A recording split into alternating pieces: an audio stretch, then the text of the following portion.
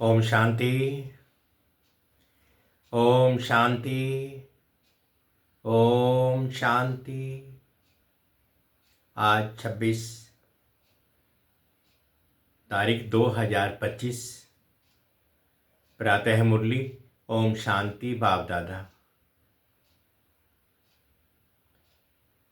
बाबा बोले, मीठे बच्चे, तुम्हें संग बहुत अच्छा करना है। बुरे संग का रंग लगा तो गिर पड़ेंगे। कुसंग बुद्धि को तुच्छ बना देता है। मीठे बच्चे, तुम्हें संग बहुत अच्छा करना है। बुरे संग का रंग लगा तो गिर पड़ेंगे। कुसंग बुद्धि को तुच्छ बना देता है। प्रश्न है, अभी तुम बच्चों को कौन सी उछाल आनी चाहिए? बाबा पूछते हैं, अभी तुम बच्चों को कौन सी उछाल आनी चाहिए? तो उत्तर में बाबा क्या कहते हैं, तुम्हें उछल आनी चाहिए कि गांव गांव में जाकर सर्विस करें। बाबा कहते हैं कि तुम्हें उछल आनी चाहिए कि गांव गांव जाकर के सर्विस करें। तुम्हारे पास जो कुछ है वह सेवा अर्थ है। बाप बच्चों को राय देते हैं, बच्चे, इस पुरानी दुनिया से अपना पल्व आजाद करो। कोई चीज में ममत्व नहीं रखो। इनसे दिल नहीं लगाओ। ओम शांति। गीत है, इस पार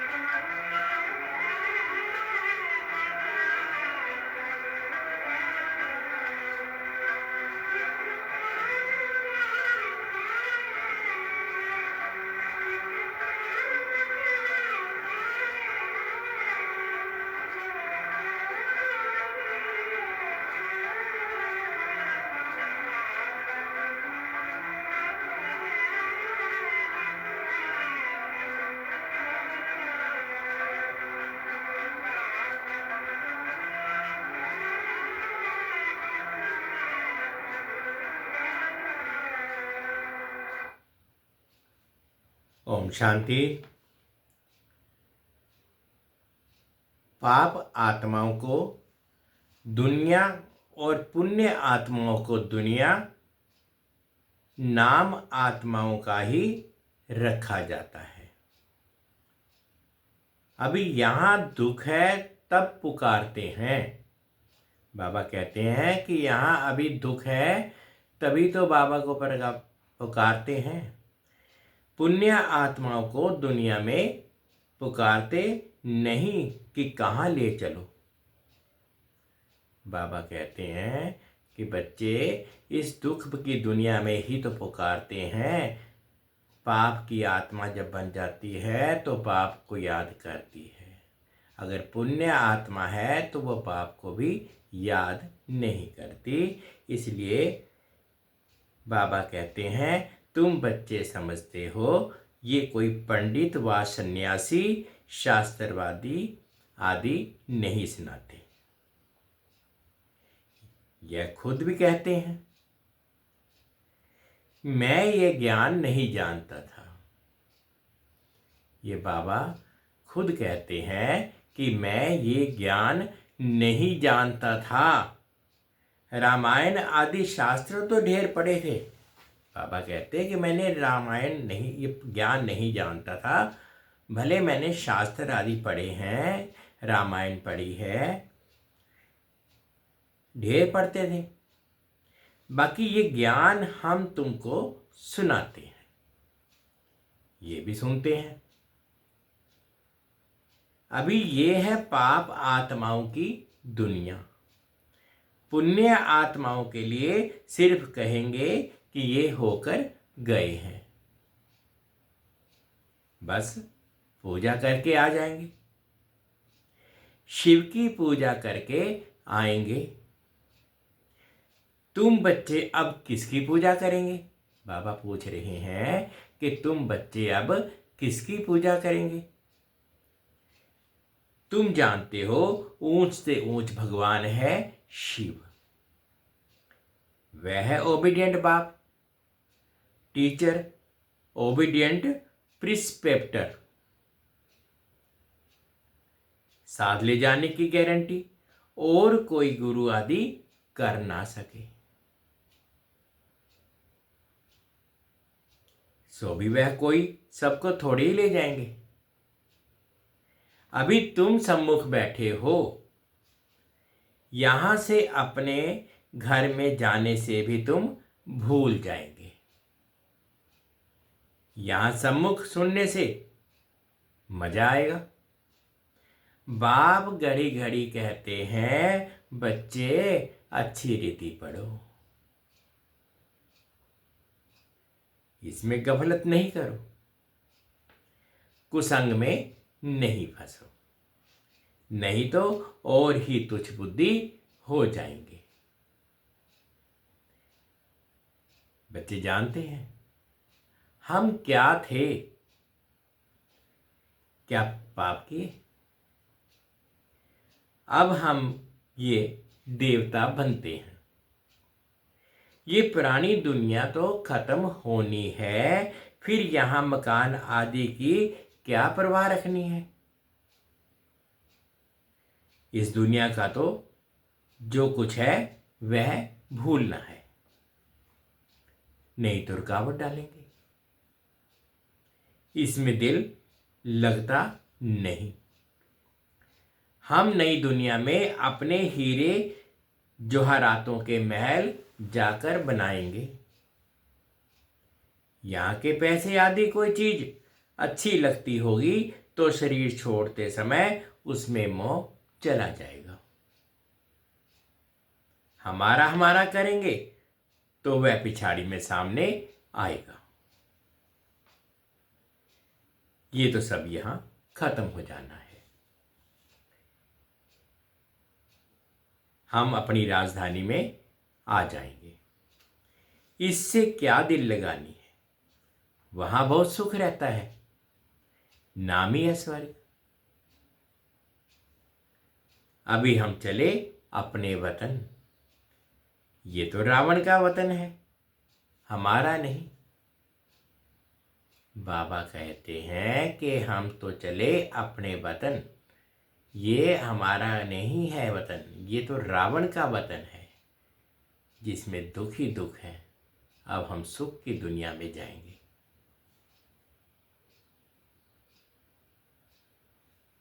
इनसे छूटने का पुरुषार्थ करना है। पुरानी दुनिया से पल आजाद कराते हैं। इसलिए बाप कहते हैं कोई चीज में ममत्व नहीं रखो।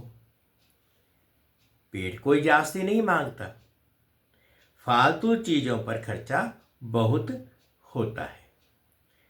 तुम बच्चों को सर्विस करने के लिए उछल आनी चाहिए। कई बच्चे हैं जिनको गांव गांव में सर्विस करने का शौक है। बाकी जिसको सर्विस का शौक नहीं, उन्हें क्या काम के कहेंगे। जैसे बाप वैसे बच्चों को बनना चाहिए। बाप का ही परिचय देना है। बाप को याद करो और बाप से वर्षा लो। बच्चों को शौक होता है हम बाबा की सर्विस पर जाते हैं, तो बाप भी हिम्मत बढ़ाते हैं। बाप आए हैं सर्विस पर, सर्विस के लिए सब कुछ है। ये तो बाप का परिचय सबको देना है। बाप एक ही है, भारत में आया था। भारत में ही देवताओं का राज्य था। कल की तो बात है। लक्ष्मी नारायण का राज्य था, फिर राम सीता का, फिर वाम मार्ग में गिरे। रावण राज्य शुरू हुआ, सीढ़ी नीचे उतरे, अब चढ़ती कला सेकंड की बात है। एक होता है रॉयल लव, दूसरा होता है आर्टिफिशियल लव। रॉयल लव बाप से तब हो जब अपने को आत्मा समझे। अब तुम बच्चों को इस दुनिया में आर्टिफिशियल लव है, ये तो खत्म होनी है।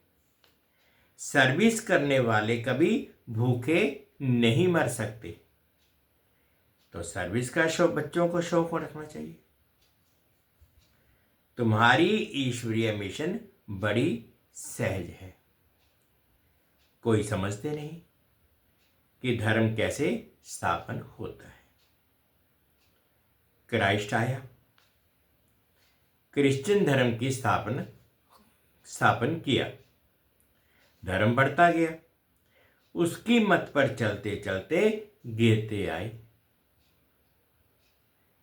अब तुम बच्चों को देही अभिमानी बनना है।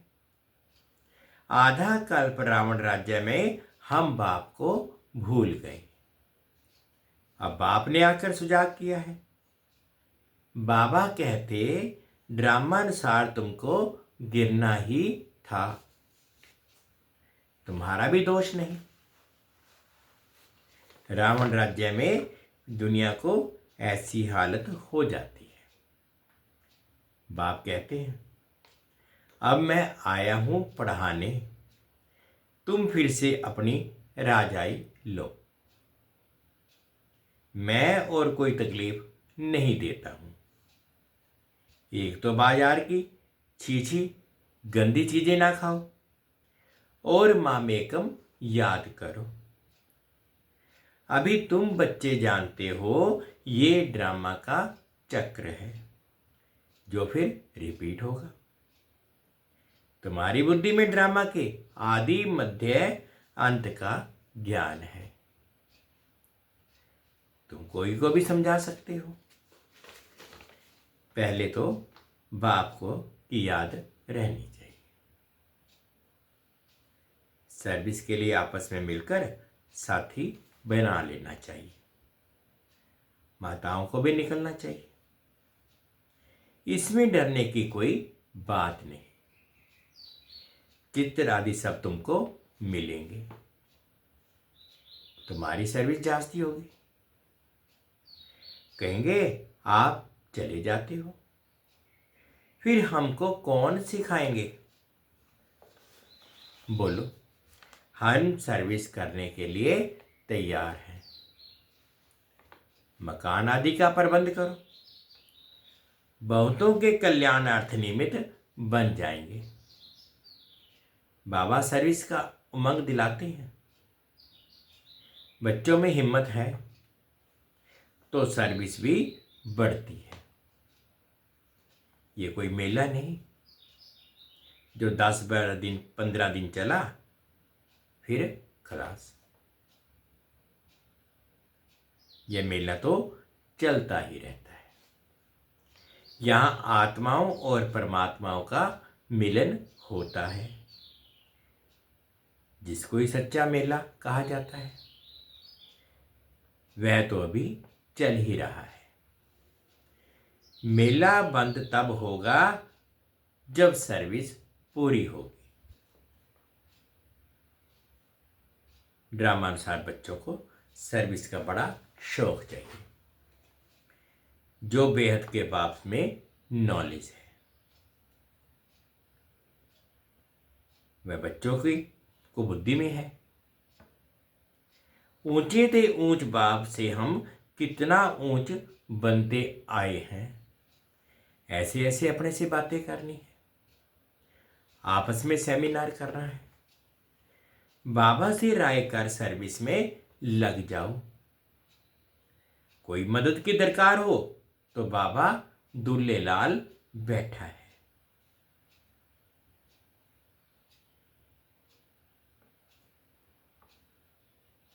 ये सब ड्रामा में नूंद है। फिक्र की कोई बात नहीं, नहीं तो स्थापना कैसे होगी। दूसरी बात यह भी है कि जो करेगा वह पाएगा। अभी तुम बच्चे पत्थर बुद्धि से हीरे जैसा बनते हो। बाप ज्ञान से इतना सीधा करते, माया फिर नाक से पकड़कर पीठ हिला देती है, पीठ दिला देती है। तुम बच्चों को संग बड़ा अच्छा करना चाहिए। भूरे संग का रंग लगने से गिर पड़ेंगे। बाबा 22 को, जिसको सिनेमा भी कहती हैं, आदि देखने की मना करती है। जिसको 22 की आदत पड़ी वह पतित बनने बिगड़ रह नहीं सकेंगे। यहां हर एक की एक्टिविटी डर्टी है, नाम ही है वैश्याल्य। बाबा कहते इस कलयुग के दौर में, इस रावण युग में हर कार्य डर्टी है। इससे बाहर निकलने के लिए बाप को याद करो। व्यर्थ की तरफ ना देखो, ना व्यर्थ सोचो और ना व्यर्थ बोलो और ना व्यर्थ सुनो। बस बिल्कुल साइलेंस स्थिति के अंदर बस बाबा की याद। इस वैश्याल्या को पूरी आग लगनी ही है। कुंभकर्ण जैसे आस नींद में सोए पड़े हैं। तुम समझते हो कि हम शिवालय में जा रहे हैं। पहले हम भी बंदर सदृश्य थे। इस पर रामायण में भी कहानी है। अभी तुम बाप के मददगार बने हो। तुम अपनी शक्ति से राज्य स्थापन कर रहे हो। फिर रावण राज्य खलास हो जाना है। तुम बच्चों को अनेक प्रकार की युक्तियां बताते रहते हैं। किसको दान नहीं करेंगे तो फल भी कैसे मिलेगा। पहले पहले 10-15 को रास्ता बताकर फिर बाद में भोजन करना चाहिए। पहले शुभ काम करके आओ, इसमें ही तुम्हारा कल्याण है। कोई भी देहधारी को याद नहीं करो। ये तो पतित दुनिया है। पतित पावन एक बाप को याद करो तो पावन दुनिया के मालिक बन जाएंगे। अंतमति सो गति हो जाएगी। तो किसी ना किसी को संदेश सुनाकर फिर आए भोजन खाना चाहिए। तुम सबको यही बताते रहो कि बाप को याद करने से इतना ऊंच बन जाएंगे। अच्छा, मीठे मीठे से खिलते बच्चों प्रति माता पिता बाप दादा का याद प्यार और गुड मॉर्निंग। रूहानी बाप की रूहानी बच्चों को नमस्ते। हम रूहानी बच्चों की रूहानी माता पिता बाप दादाजी को याद प्यार गुड मॉर्निंग और प्यार भरी नमस्ते जी। ओम शांति, ओम शांति। शुक्रिया बाबा, शुक्रिया। अब रात्रि क्लास 17 मार्च 1968 रात्रि क्लास हुई है। बाबा ने स्पेशल क्लास ली है। तो कभी भी कोई भाषण आदि करना हो तो आपस में मिलकर 2-4 बारी रिहर्सल करो। पॉइंट्स, एडिशन, करेक्शन कर तैयार करो, तो फिर रिफाइन भाषण करेंगे। मूल एक बात पर, गीता के भगवान पर, कि तुमने विजय पाई तो फिर सभी बातों में विजय हो जाएंगे। इसके लिए क्राइसिस तो होगी ना। समझते रहेंगे, झाड़ की वृद्धि तो जरूर होनी है। माया के तूफान को तो सभी को लगते हैं। अक्सर करके लिखते हैं, बाबा हमने काम की चमाट खाई। इसको कहा जाता है कमाई चट। क्रोध आदि किया तो कहेंगे कुछ घाटा पड़ा। इसके लिए समझाना पड़ता है। काम पर जीत में जगत जीत बनते हैं। काम से हारे हार होती है। काम से हारने वाले की कमाई चट हो जाती है, दंड पड़ जाता है। मंजिल बहुत बड़ी है, इसलिए बड़ी खबरदारी रखनी पड़ती है। तुम बच्चे जानते हो, 5000 वर्ष पहले भी हमको बादशाही मिली थी। अभी फिर से दैवी राजधानी स्थापन हो रही है। इस पढ़ाई से हम उस राजधानी में जाते हैं। सारा मदार है पढ़ाई पर। पढ़ाई और धारणा से ही बाप समान बनेंगे।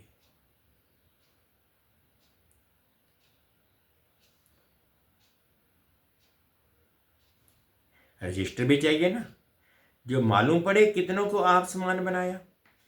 जितना जास्ती धारणा करेंगे उतना ही मीठा बनेंगे। बहुत लवली बच्चे चाहिए।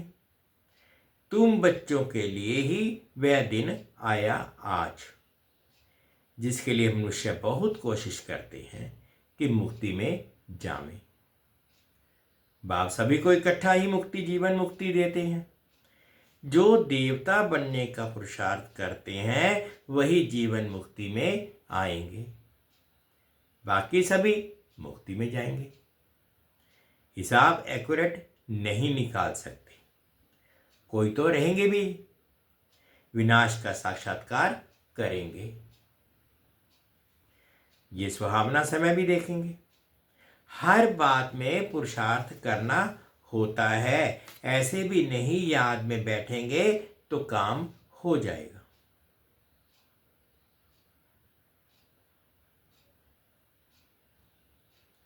मकान मिल जाएगा नहीं, वह तो ड्रामा में जो है वही होता है। आश नहीं रखनी चाहिए, पुरुषार्थ करना चाहिए। बाकी होता तो वही है जो ड्रामा में नोंद है। आगे चल तुम्हारी वृत्ति भी भाई भाई की हो जाएगी। जितना पुरुषार्थ करेंगे उतना वह वृत्ति रहेगी। हम अशरीरी आए थे, 84 जन्म का चक्र पूरा किया। अब आप कहते हैं कर्मातीत अवस्था में जाना है। तुमको वास्तव में किसी से भी शास्त्रों आदि पर विवाद करने की दरकार नहीं। बाबा कहते हैं बच्चे, किसी के साथ भी बहस नहीं करनी, कोई शास्त्रों की बात सुनाता है, चुपचाप सुनते रहो या साइड में चले जाओ। किसी के साथ कोई भी बहस की दरकार नहीं, वो अपनी जगह पर वश है। तुम्हें तो बाबा का ज्ञान प्राप्त है, तो उस ज्ञान को वहीं यूज करो जहां जरूरत हो।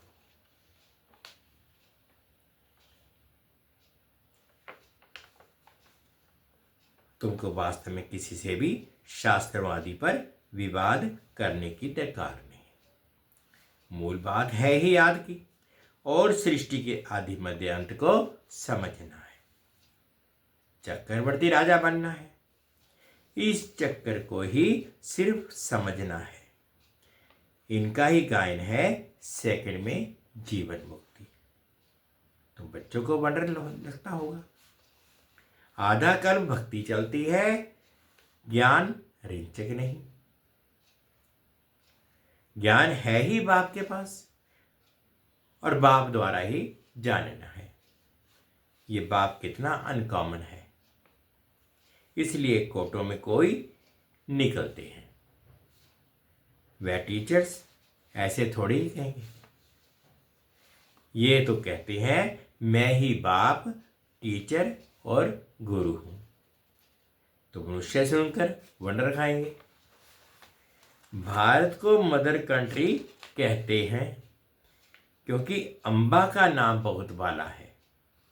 अंबा के मेले भी बहुत लगते हैं। अंबा मीठा अक्षर है।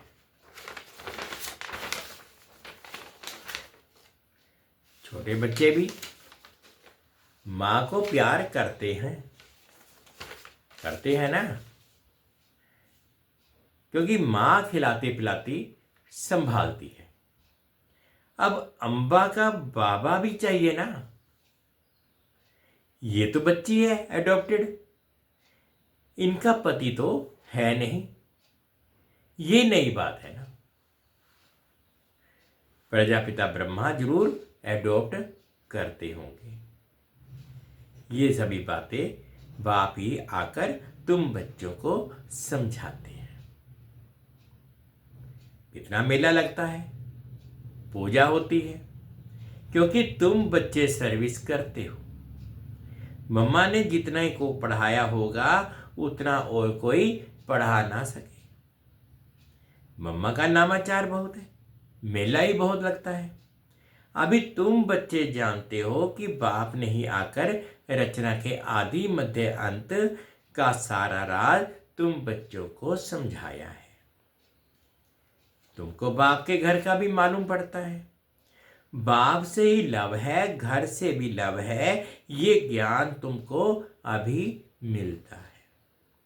ये पढ़ाई से तुम कितनी कमाई होती करते हो, तो खुशी होनी चाहिए ना। और तुम हो बिल्कुल साधारण। दुनिया को पता नहीं है कि बाप आकर ये नॉलेज सुनाते हैं। बाप ही आकर सभी नई नई बातें बच्चों को सुनाते हैं। नई दुनिया बनती है बेहद की पढ़ाई से। पुरानी दुनिया से वैराग्य आ जाता है। तुम बच्चों के अंदर में ज्ञान की खुशी रहती है। बच्चों को और घर को याद करना है।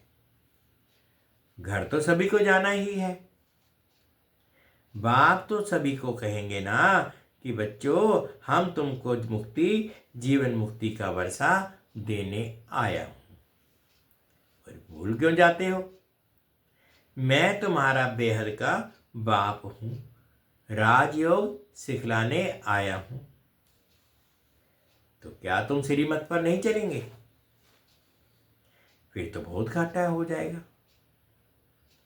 ये है बेहद का घाटा। बाप का हाथ छोड़ा तो कमाई में घाटा पड़ जाएगा। अच्छा, गुड नाइट। ओम शांति, ओम शांति। अब धारणा के लिए मुख्य सार में फर्स्ट पॉइंट में बाबा कहते हैं इस दुनिया का जो कुछ भी है उसे भूलना है। बाप समान ओबीडियंट बन सर्विस करनी है, सबको बाप का परिचय देना है। सेकंड पॉइंट में बाबा कहते हैं इस पतित दुनिया में अपने आप को कुसंग से बचाना है। बाजार का गंदा भोजन नहीं खाना है, बाइस्कोप नहीं देखना है। आज बाबा ने मीठा मीठा वरदान दिया, अनुभव करेंगे। इस दुनिया का जो कुछ भी है त्रिकालदर्शी स्टेज द्वारा व्यर्थ का खाता समाप्त करने वाले सदा सफलता मूर्त भाव। त्रिकालदर्शी स्टेज पर व्यर्थ का खाता समाप्त करने वाले सदा सफलता मूर्त भाव। त्रिकालदर्शी स्टेज पर स्थित होना अर्थात हर संकल्प, बोल, वाक, कर्म करने के पहले चेक करना कि ये व्यर्थ है या समर्थ है। व्यर्थ 1 सेकंड में पद्मों का नुकसान करता है, समर्थ 1 सेकंड में पद्मों की कमाई करता है। सेकंड का व्यर्थ भी कमाई में बहुत घाटा डाल देता है, जिससे की हुई कमाई भी छिप जाती है। इसलिए एक कालदर्शी हो कर्म करने की बजाय त्रिकालदर्शी स्थिति का पर स्थित होकर करो तो व्यर्थ समाप्त हो जाता है और सदा सफलता मूर्त बन जाएंगे। स्लोगन है मान, शान और साधनों का त्याग ही महान त्याग है। मान, शान और साधनों का त्याग ही महान त्याग है। अव्यक्त इशारे हैं। रूहानी रॉयल्टी और पर्सनैलिटी और प्योरिटी की पर्सनैलिटी धारण करो। जैसे देह और देही दोनों अलग अलग 2 वस्तुएं हैं, लेकिन अज्ञानवश दोनों को मिला दिया है।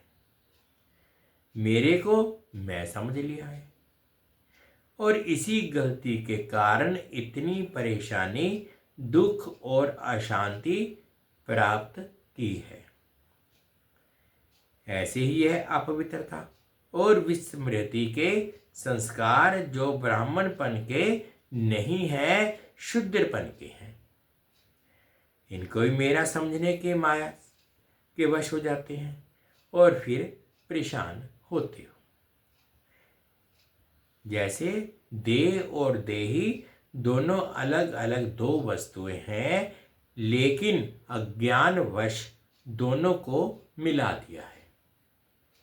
मेरे को मैं समझ लिया है और इसी गलती के कारण इतनी परेशानी, दुख और अशांति प्राप्त की है। ऐसे ही है अपवित्रता और विस्मृति के संस्कार जो ब्राह्मण के नहीं शूद्रपन के हैं, इनको भी मेरा समझने के से माया के वश हो जाते हो और फिर परेशान होते हो।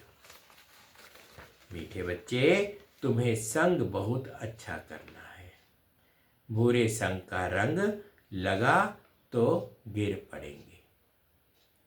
कुसंग बुद्धि को तुच्छ बना देता है। इस पाप की दुनिया से कहीं दूर ले चल। ओम शांति, ओम शांति। शुक्रिया बाबा, शुक्रिया। 2 मिनट के लिए बाबा की याद है। उसी प्रकार शुभ कर्मों का फल स्वर्ग है। पाप क्या है और पुण्य क्या? यह प्रश्न बड़ा पेचीदा है। इस पर एक स्वतंत्र पुस्तक छपी है। इस समय तो इतना ही समझ लेना चाहिए कि प्रेम तथा हार्दिक पवित्रता के साथ किए हुए कार्य पुण्य एवं स्वार्थ पाखंड के साथ किए हुए कार्य पाप हैं।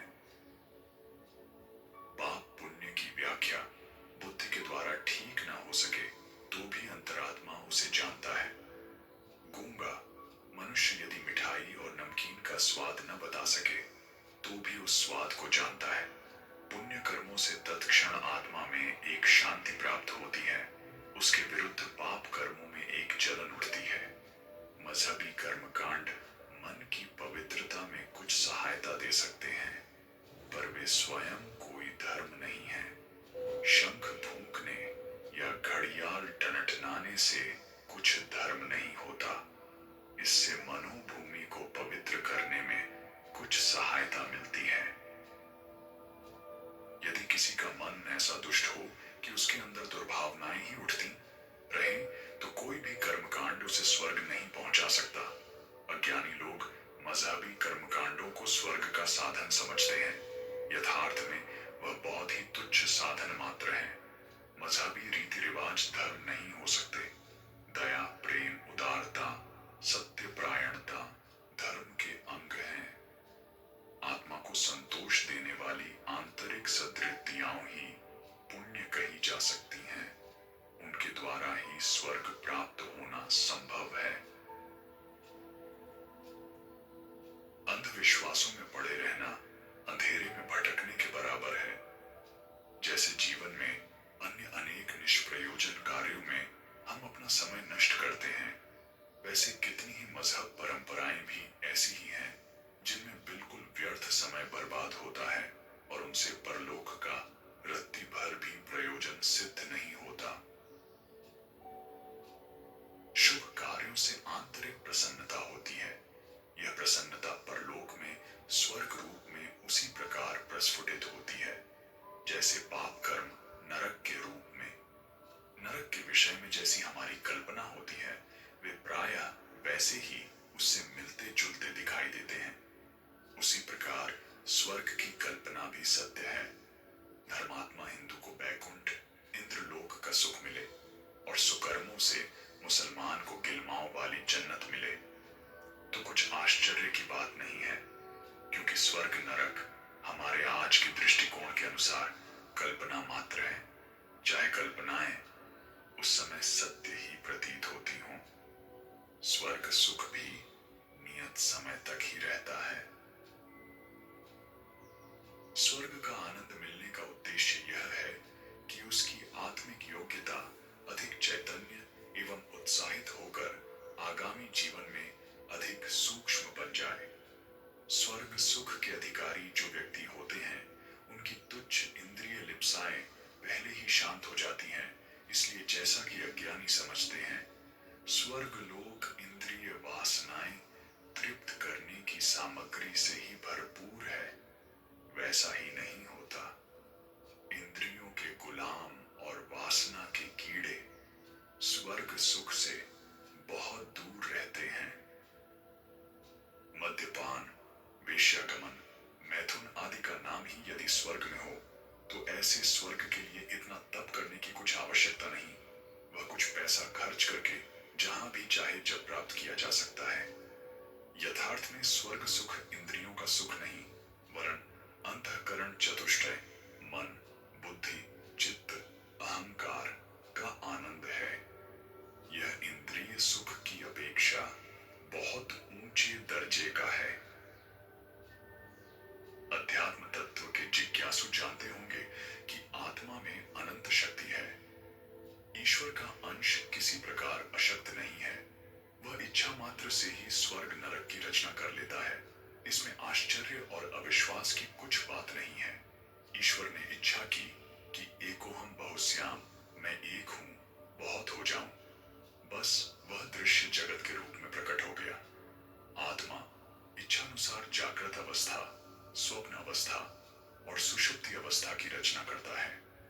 जन्म मरण को स्वर्ग बनाता है। उसी प्रकार स्वर्ग नरक का निर्माण कर लेता है। इच्छा से बंधन में बंधता है और इच्छा से ही मुक्त हो